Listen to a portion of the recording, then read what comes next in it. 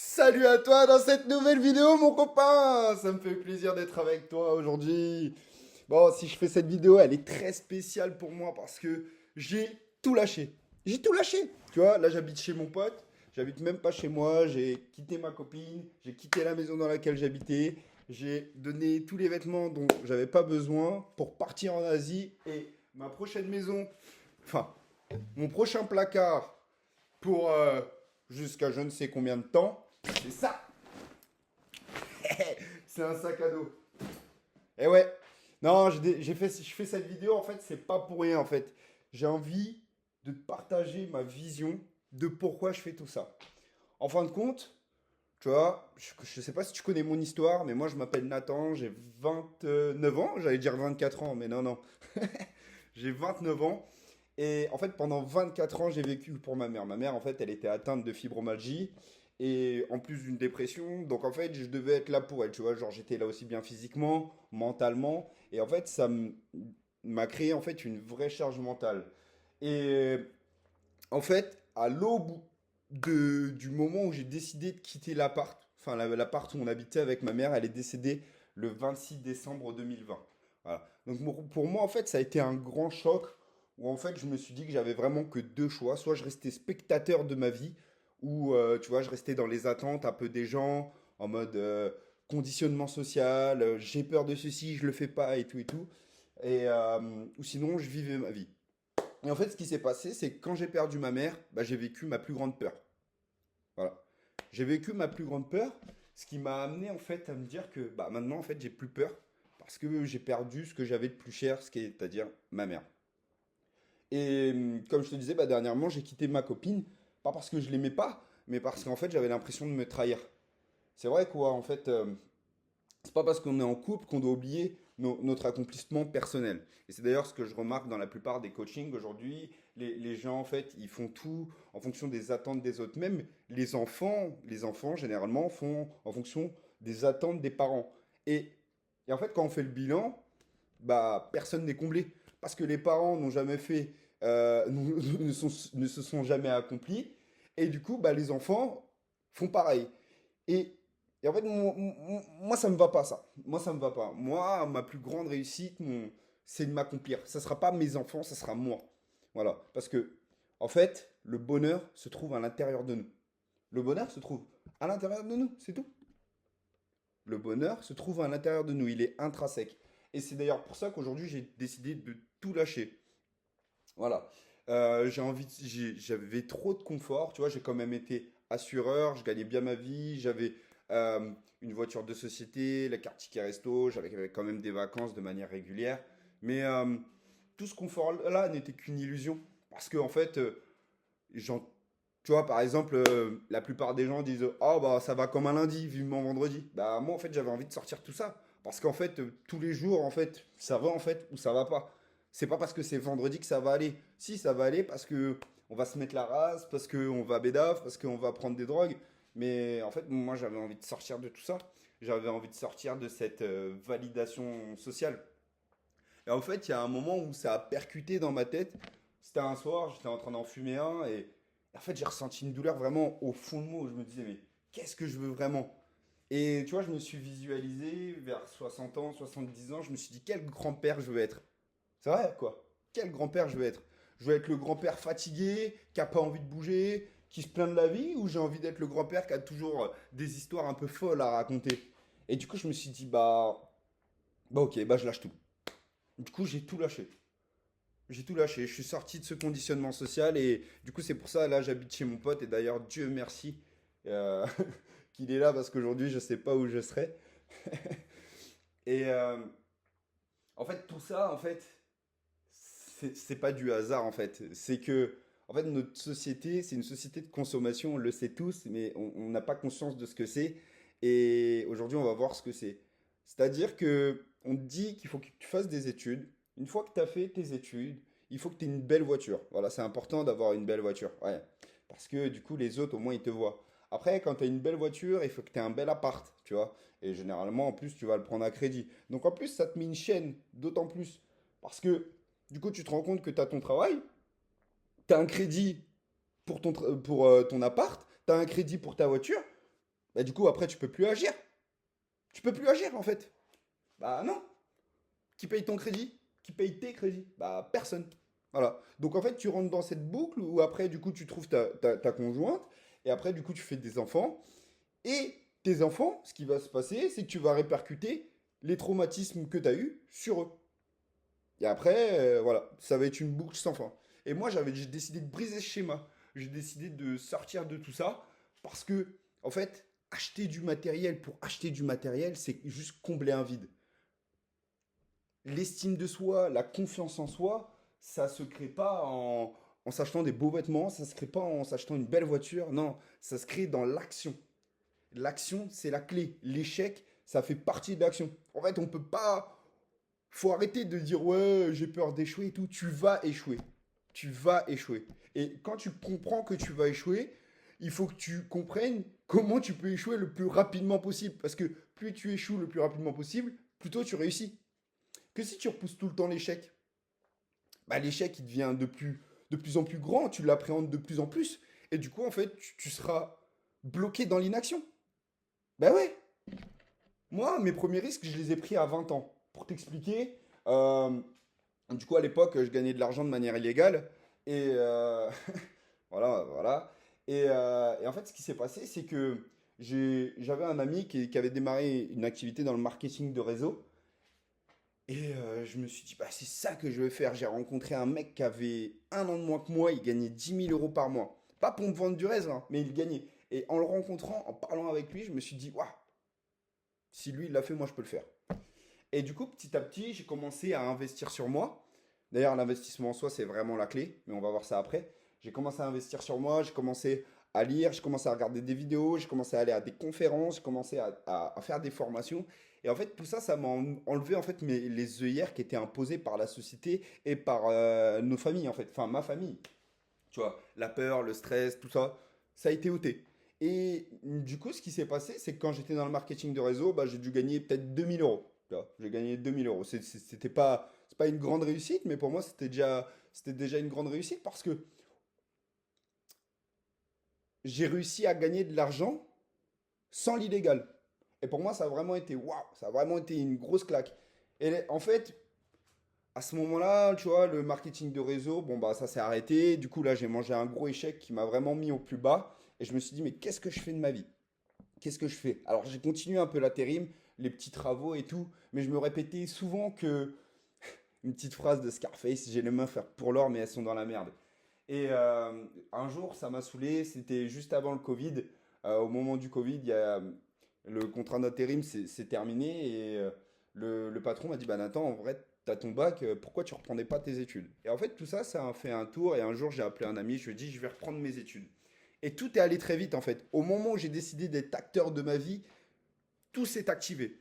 C'est-à-dire que en août, j'ai trouvé mon école. En septembre, j'ai trouvé mon entreprise. J'ai passé mon permis. J'ai eu ma voiture. Tout ça, ça s'est passé très vite. Et sauf que bah, l'état de ma mère, en fait, s'est dégradé. Pour vous dire un peu, ma mère, en fait, j'ai toujours été là pour elle. Pendant 24 ans, j'ai vécu pour elle. Parce qu'elle était dépressive. Et en plus, elle avait la fibromyalgie. Du coup, j'étais vraiment un enfant aidant. Et pendant les premières 24 années de ma vie, en fait, je les ai dédiées à ma mère. Et ce qui s'est passé, c'est que j'ai fait, bah, ok, let's go. Et ma mère, en fait, elle a vrillé. Clairement, elle a vrillé. Et j'ai dû faire un choix, encore une fois, qui était difficile, c'est que j'ai dû la faire interner. Voilà. J'ai dû faire interner ma mère, pas parce que je ne l'aimais pas, bien au contraire, parce que je l'aimais et elle avait des idées suicidaires. Et en fait, la voir ainsi, ça m'a vraiment bouleversé. Du coup, un soir, j'ai appelé les pompiers et ils l'ont emmenée. Et ça, c'était au mois de novembre. Du coup, au mois de décembre, j'ai eu mon appartement. Et le 26 décembre, ma mère, elle est décédée. Et je me suis dit, qu'est-ce que je fais? Je pouvais pas. Je pouvais pas laisser tout ce que j'avais commencé. Je venais de reprendre les études. J'avais mon alternance et tout. Je pouvais pas abandonner. Mais je pouvais pas retourner dans l'illégal aussi, tu vois. Donc, j'ai commencé à vraiment travailler. J'ai fait mon alternance. Le week-end, je livrais les journaux. Et tout ça, ça m'a permis en fait de me dire que ouais, j'ai envie d'être acteur, j'ai vraiment envie d'être acteur de ma vie et je mérite plus que ce que la vie me propose, je mérite plus que la moyenne. Et en fait, tout ça, au cumulé, je me suis dit bah, en fait, je vais m'accomplir. Et j'ai rencontré une fille avec laquelle ça s'est super bien passé pendant 4 années. Mais je ressentais que bah, j'étais pas comblé. Je suis pas comblé parce que, en fait, j'ai pas fait tout ça pour rien. J'ai pas passé 24 ans de ma vie pour ma mère à juste reproduire les mêmes schémas, à juste avoir des enfants, avoir une belle maison, avoir une belle voiture et point barre. Non, je suis conscient que mon histoire, elle peut vraiment aider les gens et que j'ai envie d'impacter des vies, alors je vais m'accomplir. C'est pour ça que là, je vais prendre un billet d'avion, juste un aller, et je vais aller en Asie. Et ma prochaine armoire, c'est ça. C'est ça parce que bah, il y a 3 mois, j'ai tout lâché. Du coup, ma copine, j'ai donné les vêtements dont j'avais plus besoin. J'ai laissé mon chat. J'ai tout lâché pour partir à l'aventure et m'accomplir. Parce que j'ai pas envie d'être le grand-père molasse. J'ai pas envie d'être un grand-père, tu vois, fatigué. J'ai envie d'être un grand-père qui a toujours une histoire un peu folle à raconter. Et c'est pour ça que, du coup, je suis sorti de ce conditionnement, de cette validation sociale. Alors, c'est vrai, hein, j'ai peut-être dû me faire des ennemis, mais je me suis retrouvé. Et ça, c'est la plus belle réussite que je puisse faire. Actuellement, là, tu vois, là, je vis chez mon pote. D'ailleurs, merci à lui parce que sinon, je je sais pas où je serais. Et j'ai vraiment décidé de me, de me connecter à ma mission de vie. Parce que, en fait, en investissement en moi, euh, en ayant mangé pas mal d'échecs, en ayant investi plus de 15 000 € dans des formations, etc., en fait, j'ai compris que je n'étais pas voué à être un simple salarié qui disait ah bah vivement vendredi, puis qui vendredi se mettait minable. Non, je mérite plus pour moi, pour ma mère. Je veux la rendre fière. Je veux que mes enfants soient fiers. Je veux qu'ils vivent vraiment leur vie. Et comment je peux espérer que mes enfants vivent vraiment leur vie si moi-même j'ai pas vécu la mienne? Comment? Donc j'ai tout sacrifié. J'ai tout sacrifié. J'ai brûlé tous les wagons pour prendre le train et aller tout droit. Voilà. Et c'est pour ça que aujourd'hui, en fait, j'ai envie d'éveiller les gens parce que je sais ce que c'est la mort. Je sais ce que c'est la mort et personne n'en revient. Et j'ai pas envie de passer à côté de mes plus belles années. Alors c'est vrai que là, je suis pas riche. Je suis pas riche d'argent. Mais par contre, je suis riche de compétences. Je suis en bonne santé. Et j'ai confiance en moi. Et ça, personne ne peut me l'enlever. Aujourd'hui, on a trop tendance à croire que le matériel est une réussite, tu vois. On a trop tendance à mettre en avant les beaux vêtements, les belles voitures. Mais parce qu'en fait, la société, c'est une société de consommation et on est conditionné à consommer. Et moi, j'ai pas envie de ça. Moi, j'ai envie de produire. J'ai envie de créer un empire. Pas pour me la péter, mais parce que, en fait, je sais que je mérite mieux. Je me rappelle des jours où ma mère elle allait au resto du cœur. Je me rappelle des jours où je mangeais pas, où je mangeais pas beaucoup parce qu'il n'y avait pas beaucoup en fait. Je me rappelle des 4 chocos que je mangeais le matin avant d'aller à l'école. Je me rappelle de tout ça. Et tout ça, ça me rappelle que je peux pas juste me contenter d'une vie normale. Je peux pas me contenter d'une vie médiocre en fait. Je peux pas me contenter de ça. Je mérite mieux pour moi, pour mes futurs enfants, je mérite en fait de m'honorer en fait, tout simplement. Et toi aussi d'ailleurs, tu mérites de t'honorer. Et aujourd'hui en fait, si je fais cette vidéo, c'est pour que tu puisses te reconnecter à toi-même, pour que tu puisses vraiment savoir ce qui te motive personnellement, intrinsèquement et non à l'extérieur. Parce que t'auras beau avoir une copine, t'auras beau avoir des enfants, t'auras beau avoir la plus belle voiture, si t'as pas confiance en toi, t'auras pas confiance en toi. Ni plus ni moins, c'est pas le matériel qui comblera. Certes, le matériel te donnera l'illusion d'être bien, mais si quand tu te regardes dans le miroir et que tu te trouves moche ou que tu te détestes toi-même, bah, ça n'a aucune valeur en fait, tout le matériel que tu as. Et aujourd'hui, là, dans cette vidéo, on va voir le pourquoi. Et pas un pourquoi, juste je veux gagner de l'argent. Non, parce qu'en fait, tout le monde peut gagner de l'argent. Moi-même, quand je travaillais pas, je gagnais de l'argent. Enfin, l'argent est omniprésent dans notre monde. La réalité, aujourd'hui, c'est qu'est-ce que tu es venu faire dans ce monde? Et reste ici, on va voir ça. Let's go! Du coup, aujourd'hui, on va voir du coup le pourquoi. Le pourquoi, c'est simple, hein. C'est une raison émotionnelle qui te pousse à agir même quand tu as pas envie. La plupart des gens aujourd'hui se lèvent seulement par automatisme, se lèvent pour juste parce qu'ils aiment leur travail et parce que ou ils aiment pas leur travail, hein, mais en fait, c'est juste pour manger. Donc en fait, t'es dans un mode de survie. T'es pas dans un mode d'accomplissement. Sauf que je tiens à te rappeler juste une chose, c'est que tu n'auras qu'une seule vie et ça, c'est tout. Tu n'auras qu'une seule vie. Et je le sais parce que ma mère, elle est jamais revenue d'où elle était. Donc le pourquoi aujourd'hui, c'est très simple. Comment tu fais pour le trouver? Je t'invite déjà à marquer 4 personnes que tu aimes le plus sur Terre.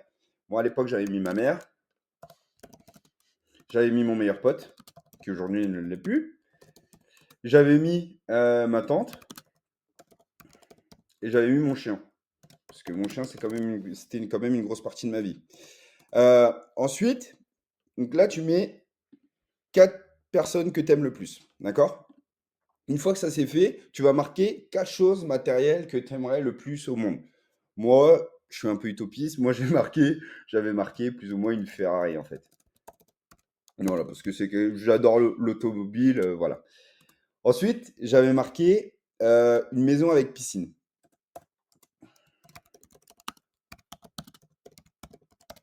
Ensuite, j'avais marqué quoi? Attends, je crois que j'avais marqué des trucs de ouf, genre un jet privé, tu vois. Genre, on s'autorise de rêver. On a le droit de rêver. C'est d'ailleurs ça qui va faire que tu pourras vraiment t'accomplir. Il faut vraiment rêver. Et j'avais marqué un frigo plein. Parce que j'ai tellement manqué d'un frigo vide. Hop. Ensuite, tu vas marquer 4 souvenirs. À l'époque, je crois que j'avais marqué euh, un jour, on m'avait appelé pot de Nutella. Donc, non, ça, c'était les choses que je ne voulais plus. Bah, code souvenir, je peux te le dire, je sais pas moi, par exemple quand j'ai été au Sénégal, euh, j'avais marqué quoi d'autre? Bon, je vais marquer des souvenirs bateau, hein. D'accord, quand j'étais assureur et je gagnais bien ma vie. Je vais marquer la première fois où je suis monté sur scène.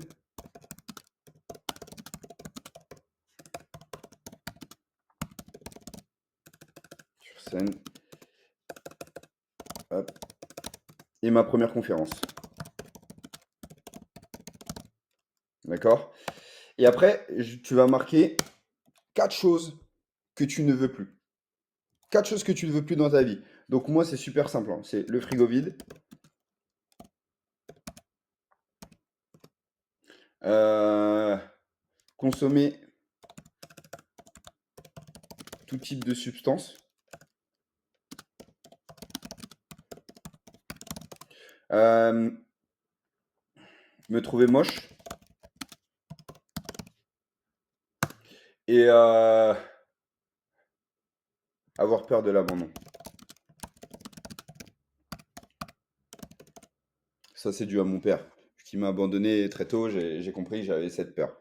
Une fois que ça c'est fait, une fois que tu as tes 16 choses, je t'invite vraiment à les regarder et tu vas faire un exercice très simple, c'est que tu vas les supprimer. Mais tu vas pas les supprimer en mode oh, voilà, non, tu les supprimes vraiment. C'est vraiment des choses qui sont pas importantes pour toi. Donc là, ce qu'on va faire, c'est qu'on va les supprimer. Moi, pour moi, ce qui n'est pas important, c'est le matériel. Donc je supprime les 4. Donc la Ferrari, la maison, le jet, ça c'est pas ma finalité en fait, tu vois. Du coup là, il m'en reste 12. D'accord? Après, bon, bah, malheureusement, ma mère, elle est décédée, mais je vais la garder. Bah, mon meilleur pote, je parle plus, du coup, je le supprime. Ma tante, je parle plus, je la supprime. Mon chien, il est décédé, je supprime. Et un souvenir qui est moins important pour moi, c'était le Sénégal. D'accord? Donc là, tu vois, il m'en reste 7, 8. Ma mère restera toujours là parce que c'était la personne qui m'a mis au monde. Là, je vais t'en demander d'en supprimer 3. Les 3, les 3 moins importants pour toi. Pour moi, les 3 moins importants pour moi, ça a été quand j'étais assureur. Ça a été juste une étape de ma vie. La première fois où je suis monté sur scène, bah, en fait, je me suis accompli, mais c'est encore une fois une étape de ma vie. Et ma première conférence. Et aujourd'hui, il me reste seulement ce que je ne veux plus et ma mère. Et là, je vais te demander de faire un choix crucial qui est d'en supprimer 3. Donc, la peur de l'abandon, le fait de me trouver moche et consommer toute substance. Et là, j'en supprime un, et il reste que le frigo vide. Voilà. Et tous les matins, en fait, quand je me lève, je me rappelle pourquoi je fais tout ça. Je me rappelle que j'ai été au Resto du Cœur. Je me rappelle que j'ai manqué. Je me rappelle du frigo vide. Et c'est ça qui me pousse à avoir beaucoup. Parce que je ne peux pas me contenter du minimum. Parce que lorsque tu te contentes du minimum, c'est fragile. C'est fragile. Tu te rends compte qu'il suffit d'un AVC, il suffit, il suffit juste que tu tombes mal pour que tout s'arrête. Donc en fait, il faut des moyens. Voilà. Aujourd'hui, je t'invite à te poser avec toi-même. Donc à marquer, on va le refaire ensemble. Donc tu marques 4 personnes que tu aimes le plus,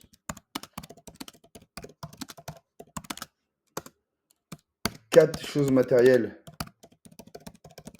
que tu veux le plus, 4 souvenirs importants pour toi et 4 choses que tu ne veux plus.